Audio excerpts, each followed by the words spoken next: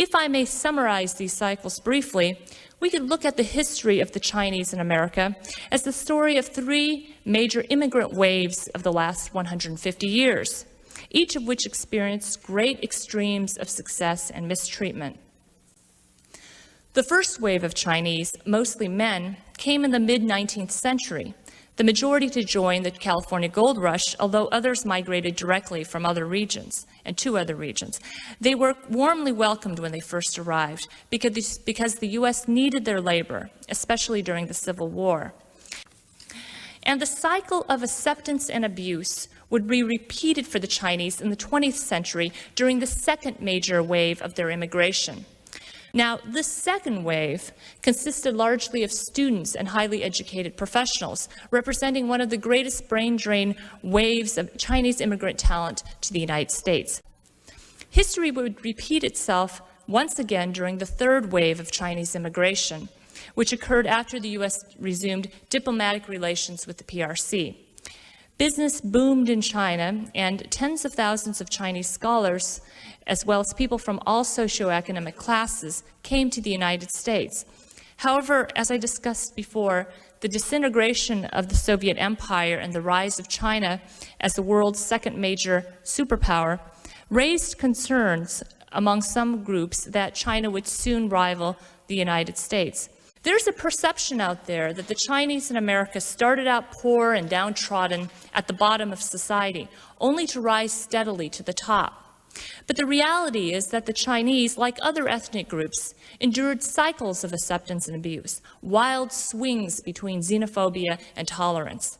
And at certain times in history, they were praised and celebrated as honorary whites, while at other times they were loathed and even killed. Their fate oscillated with factors beyond their control, such as economic and political conditions and the state of American diplomatic relations with China.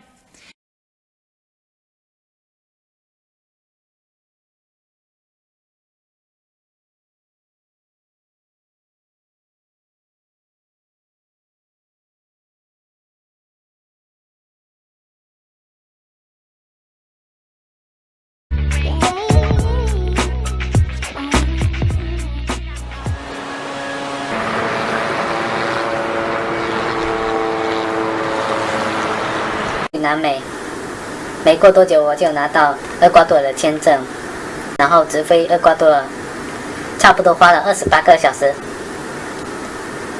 我下了飞机，我吓了一跳，跟垃圾村一样。本来想回国了，但是没有办法，因为最终还是要来美国。去墨西哥，最后我坐车去美国。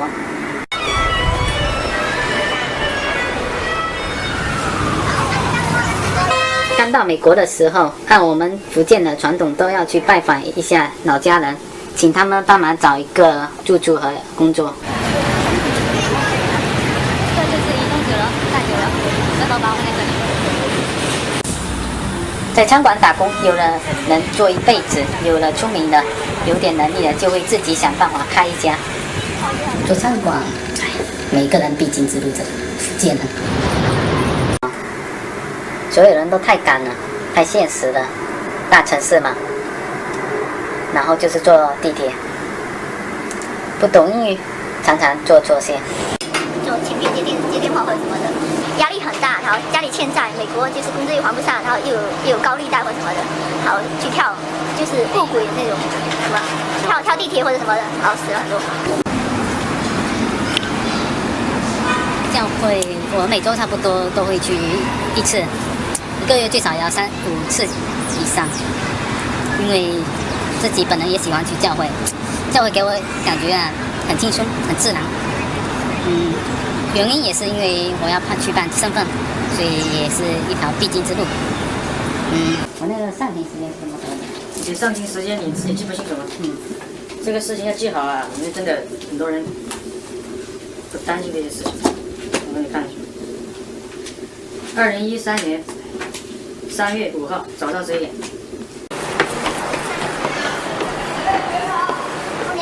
打电话。知道了。打电话。打电话。找来找去都是打杂的工啊，都是餐馆的工作，别的工作就没有了。